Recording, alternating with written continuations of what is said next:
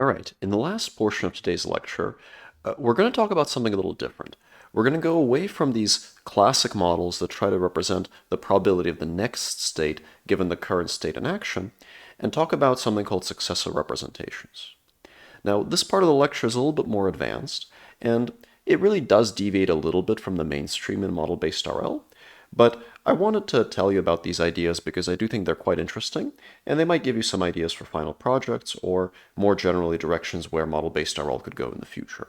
But keep in mind that as I discuss these, this is getting very much into sort of the current state of research and things that are not yet fully formed model-based RL algorithms, but just some ideas that are good to know about and some concepts in RL that could be useful perhaps in the future. So let's start with this question. What kind of model do we need to evaluate a policy? So far we've just assumed that when we do model-based RL, the model that we're learning predicts the next state given the current state in action. And it kind of makes sense to think about models in that way because that's kind of roughly how you would expect the transition operator in the MTP to work, and it's kind of how you would expect physics to work. Like you would expect that, a good model of physics tells you what happens next given the current state in action. But let's go back to this diagram of the RL algorithm. Remember that the RL algorithms are going to consist of three parts: the orange box, which is to generate samples, the green box, which fits some kind of model, and the blue box that improves the policy. And whatever we do in the green box, essentially its purpose is to allow us to understand how good our policy is, because if we can understand how good our policy is, then we can improve it. I know that's a little bit abstract, but I'll make this more concrete in a second. So if we're talking about model-based RL, classically, in the green box, we would fit a model, some kind of f of SA that predicts S prime.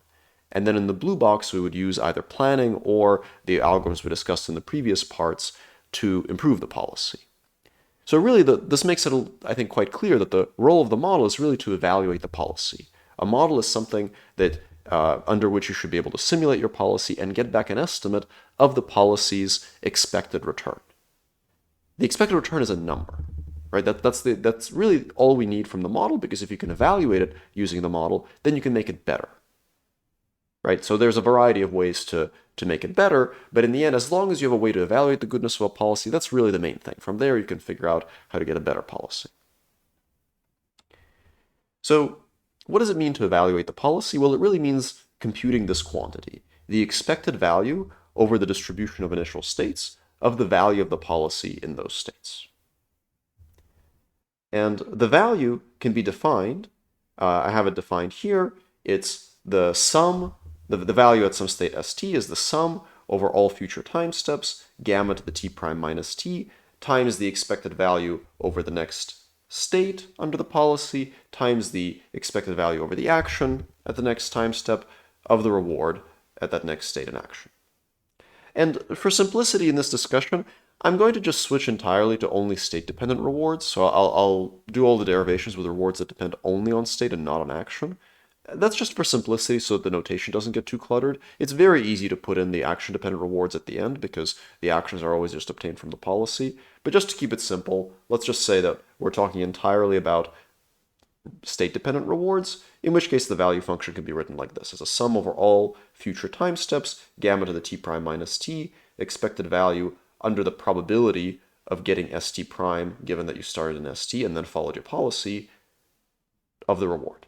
And keep in mind that this probability, p of st prime given st, that probability depends on your policy. So that's the probability that for all the time steps in between t and t prime, you followed your policy and then landed in st prime. Okay, so long story short, if we can evaluate this quantity, we can evaluate our policy. So the perspective that we're going to take in this part of the lecture is we're going to ask, what is kind of the bare minimum model that will allow us to evaluate this quantity? So we'll keep it simple. We can rederive it for everything I'm going to talk about. We can rederive for action-dependent rewards, but for now, we'll make them action-independent. Okay, so let's do a little bit of manipulation here. This expectation over st prime, I'm just going to write it out as a sum over all possible states, assuming discrete states, right? So I've just replaced the definition of the expectation, sum over all future time steps, sum over all states, probability of landing in that state at time t prime, given that you started in st, times the reward at that state. And now what I'm going to do is I'm going to rearrange the terms a little bit, and I'll put the sum over s on the outside. So now what I have is a sum over all possible states, and then in parentheses, I have the sum over all future time steps times the probability that you land in that state multiplied by the discount. Okay? So that's because the reward depends only on the state. It doesn't depend on where you start. So this is just a little bit of algebraic manipulation. I just took the sum, I just switched the order of the summation.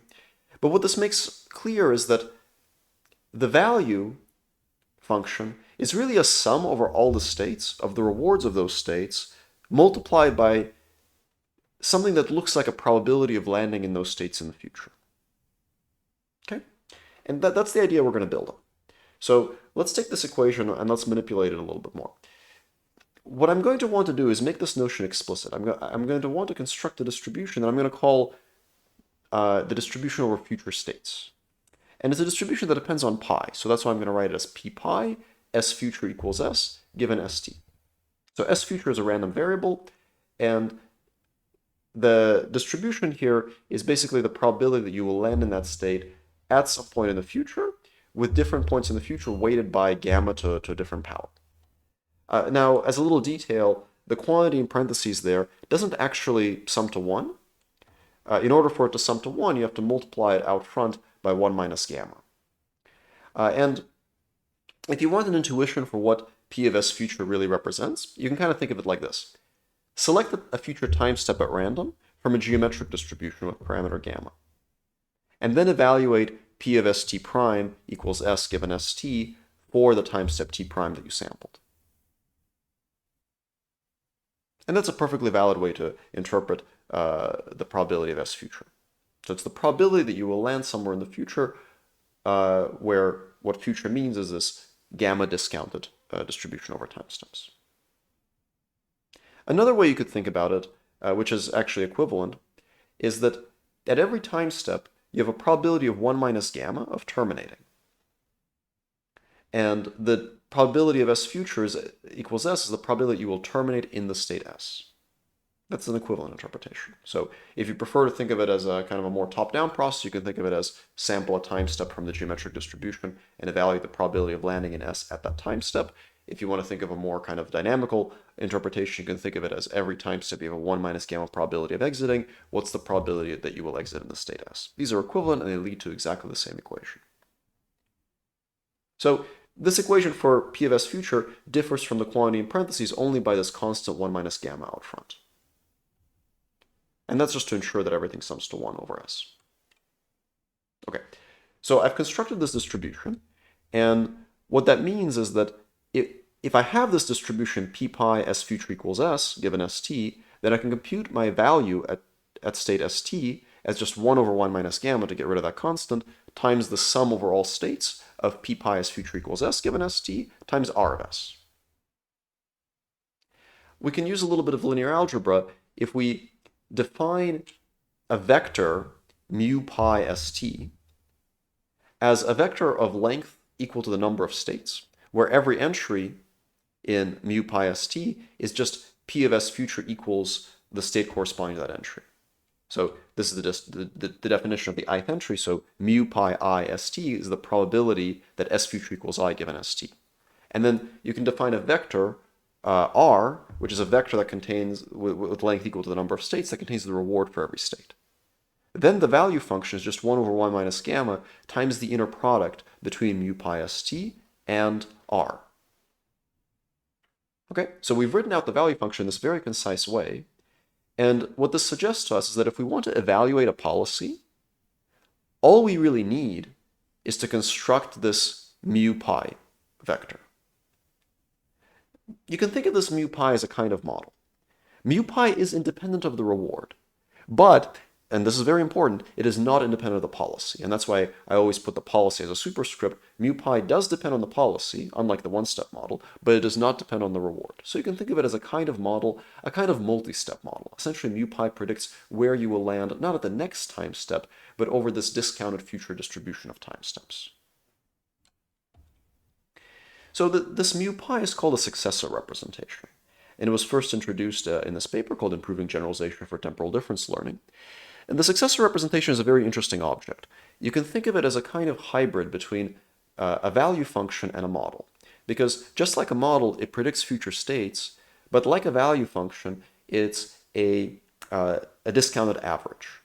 So it's not the next state, it's actually a distribution over states over this geometrically discounted future.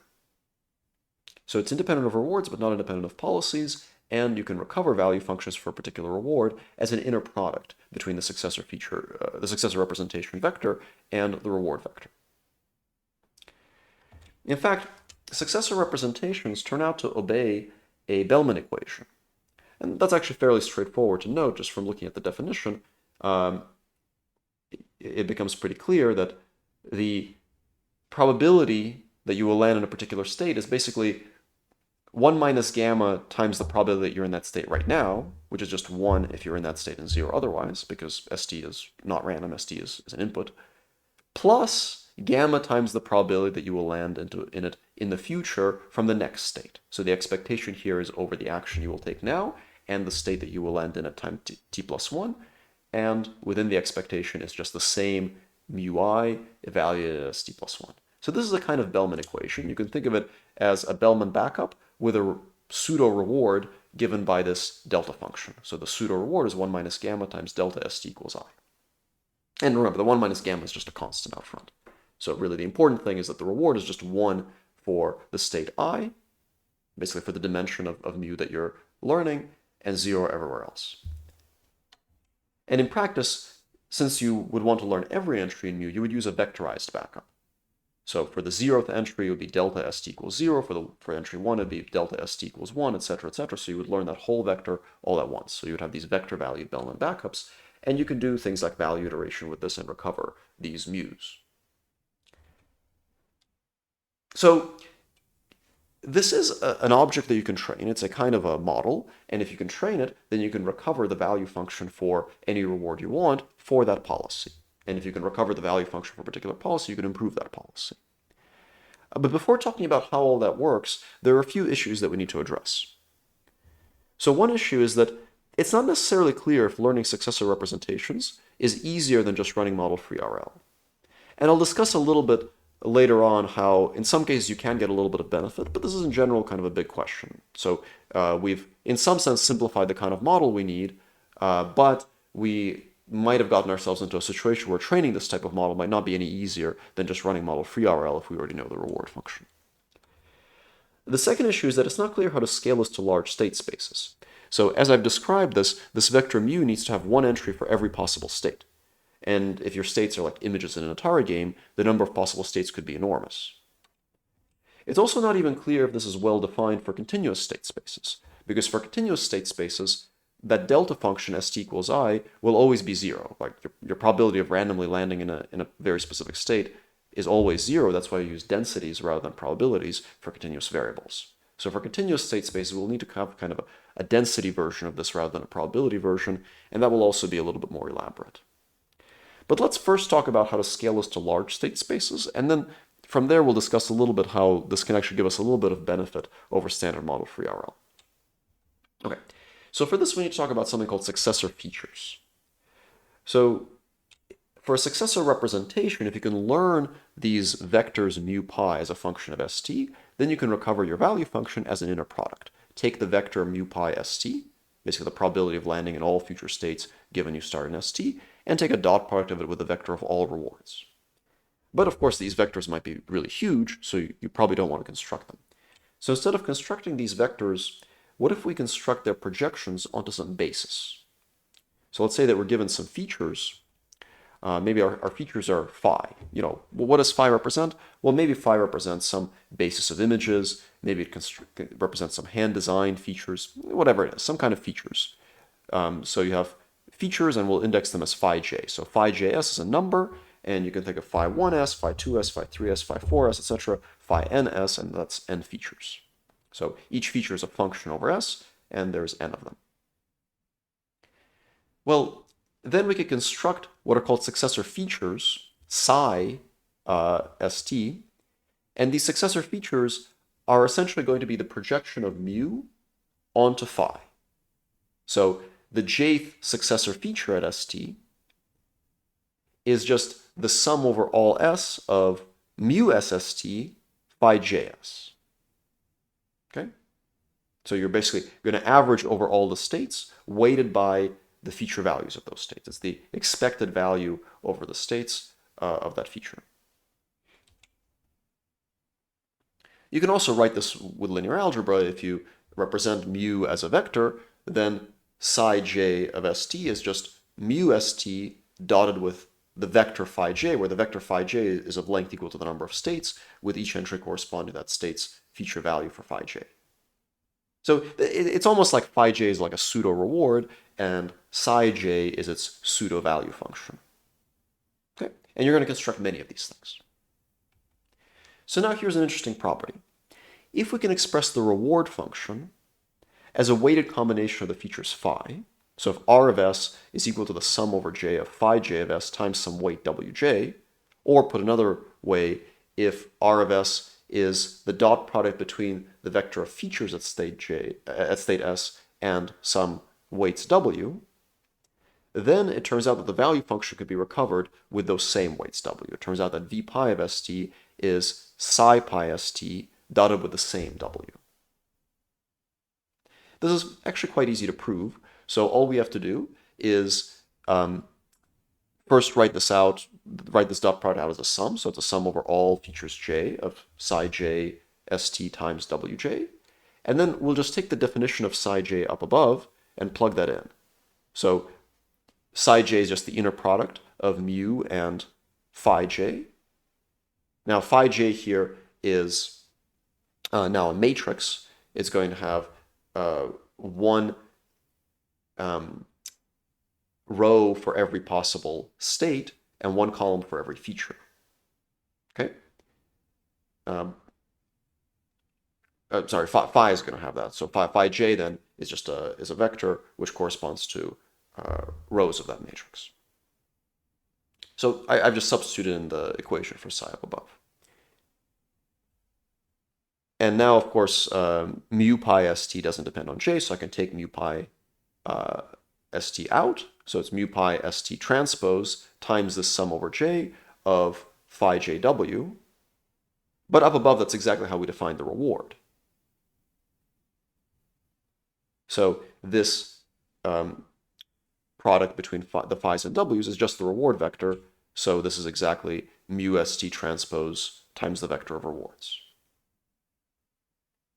So this basically shows that instead of working with the successor representation itself, you can project the successor representation onto some basis, in this case the basis defined by the features phi, and as long as your reward function lies in that same basis, meaning that you have some weights w, such that the reward is equal to phi of s transpose w, then you can construct, instead of the successor representation, these successor features psi, and for the same weights w, you'll recover the value function. And of course, the key to this is that the dimensionality of phi and psi can be a lot lower than the number of possible states. And this can give you a much more tractable algorithm, right? So if the number of features is much less than the number of states, learning this is much easier. So if you have, let's say, 10 million states, maybe doing vector valued backups on mu with 10 million dimensions is impractical, but maybe you summarize them with 100 features, and doing the backups on 100 features is much more tractable. So this is the Bellman backup equation for mu. The Bellman backup equation for psi is basically exactly the same. The only difference now is instead of this delta function st equals I, we just put in the feature of phi j. And you can almost think of mu as a special case where phi is the delta function. So basically mu, the successor representation, is a special kind of successor feature where the phi's happen to be canonical vectors, vectors that are 1 in one state and 0 everywhere else. But in general, you can construct other bases, including much smaller bases, and recover much more tractable successor features. You can also construct a Q function-like version. So these successor features are functions of only the state, and they can be used to recover the state value function. You can also construct successor features that are a function of the state and action. Exactly the same way, just use a Q backup instead of a value backup. So here the action is an input, and then the expectation is taken over the next state and the next action. same exact idea, and then the Q function can be recovered as psi pi transpose W, as long as the reward is phi transpose W.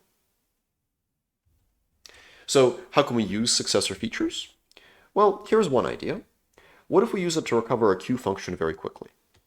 So step 1, train psi pi SDAT for a particular policy pi with Bellman backups. So essentially what this means is that someone specifies a basis phi. We haven't defined how to specify that basis. That's a design choice you have to make. But let's say that you can specify a basis somehow. Maybe you manually define 128 features. You can learn their corresponding psi pi's just with those Bellman backups. With some data, you can run your policy or just use some off-policy data and recover psi pi. Step 2, someone gives you some reward samples, basically some tuples of state and reward. Maybe you gather these by running your policy, it doesn't matter, but somehow you obtained pairs of states and their rewards. Solve for a vector W to minimize the difference between phi si times W and the sampled reward. So essentially do least squares regression onto those rewards. And this is where it's important for your features phi to be a sufficiently expressive basis so that you can actually approximate the reward accurately. And then you can recover the Q function just by taking those same W's and multiplying your psi by them. Now the reason that this is quite elegant is because conceivably you could reuse the same successor feature psi pi for many different rewards. So you can trade the psi pi once and then use it to evaluate Q functions for many different reward functions. And then if you want to take an action, you could choose the argmax action with respect to this approximate Q function. Now at this point we might ask, is this actually the optimal Q function? Meaning that if we choose the action this way, will we actually get the optimal policy for the reward that we've used to recover W? Unfortunately, the answer is in general no. Because remember that the Q function you get here is not the optimal Q function. It's the Q function for the policy pi. So everything here is for a specific policy. So when you take the argmax here, what you're really doing is one step of policy iteration. So pi prime will be a better policy for this reward than pi, but it will not be the optimal one because it's just one step of policy iteration. It's better than nothing. So you do get a better policy from doing this, but it's not optimal. In general, this is one of the big challenges with successor features is that they cannot be used to directly recover the optimal Q function. But you can do a little bit better than this. So there is an idea too that works a little bit better. And what we can do is we can actually take many policies to begin with. Let's say someone gives you features. Let's say someone gives you 128 manually designed features and 1,000 policies. Where did you get those policies? Well, I don't know. Maybe they're random policies. Maybe they were obtained from some demonstrations. Just a bunch of different candidate policies that you can play with.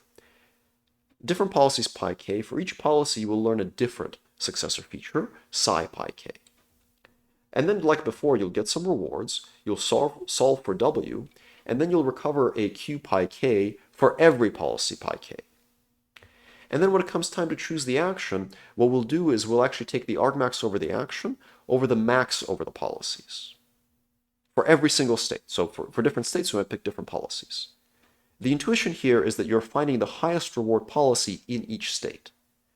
And it turns out that you can actually show that when you do this, you will actually improve. In general, you will do as well or better than the best policy among pi k. So the reason that you can do better is because you might choose a different policy in different states. So you won't just improve on the best pi k, you'll actually improve on the best combination of pi k's. So it's a little bit subtle as to why this works. So as an exercise at home, you could think a little bit more about why this max over k actually makes sense. But at a high level, the intuition is that we're simply taking the policy with the highest Q value. Remember, the Q value is the expected value of the reward that you will get from running that policy. So if you take the policy with the largest Q value, you'll take the policy that gets the largest reward. And we take the policy that gets the largest reward independently in every state. So if you want to learn more about this, I would encourage you to check out this paper called Successor Features for Transfer and Reinforcement Learning. But meanwhile, I'm going to talk about the last topic, which is how to extend all this to continuous state spaces. So, of course, in continuous state spaces, the problem you have is that this delta function is always 0 for any sampled state. Basically, the probability of landing in any state becomes 0 as the states become more numerous. That's why with continuous variables, we tend to talk about probability densities rather than probabilities. But it's difficult to train successor representations classically, as we discussed, for densities. So here's an idea, a very different idea for how to describe successor representations. What if we frame the problem of learning successor representations as the problem of learning classifiers? So we're going to have this very funny object. It's a classifier that where there's a binary decision, and the decision is, does S_future follow from STAT? So it's a binary classifier where f equals 1 means that S_future is a future state from STAT. More precisely, the set of positive examples is sampled from p-pi S_future. So this is that distribution that we get by sampling a future time step from the geometric distribution and then sampling the state from the probability of landing in a particular state at that time step. So that's the positive set. And the negative set is sampled randomly from all possible states the policy might visit, anywhere. Okay? So it's like a background distribution.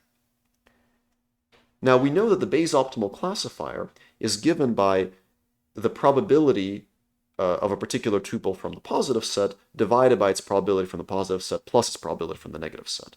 So plugging in these definitions for the positive and negative distributions, the optimal classifier is the probability of S_future given STAT divided by the probability of S_future given STAT plus the probability of that same S_future from the state marginal.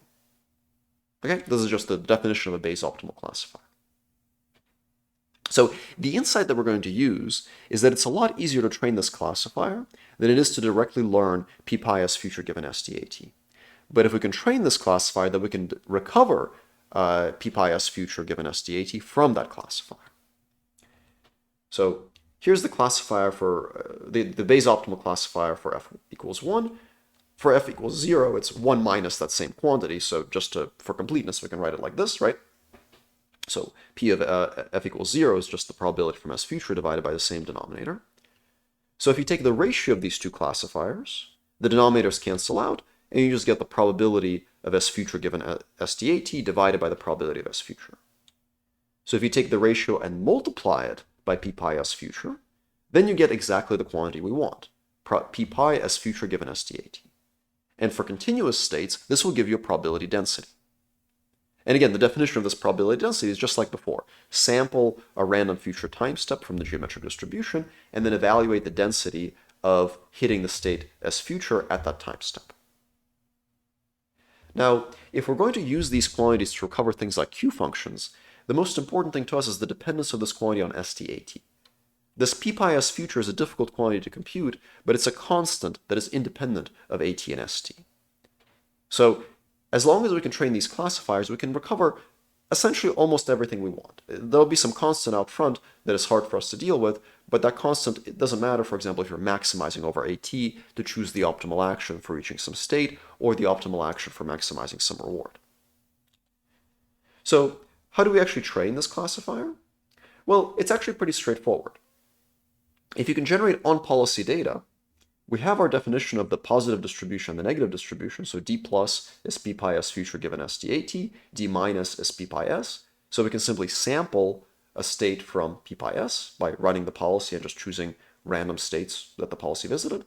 And we can sample from p-pi S_future given STAT by picking some time step t, then picking a random future time step from the geometric distribution, and selecting the corresponding time step in the trajectory. And then we can train this classifier with a cross-entropy loss. Now, this is an on-policy algorithm. What you really want in practice is typically an off-policy algorithm, because that could be much more data efficient. The off-policy algorithm is actually a pretty straightforward extension of this. I'm not going to go in too much detail in today's lecture, because the lecture has already gotten very long. But if you want to learn about that, I would recommend checking out this paper called C-learning, and you can learn about that in much more detail.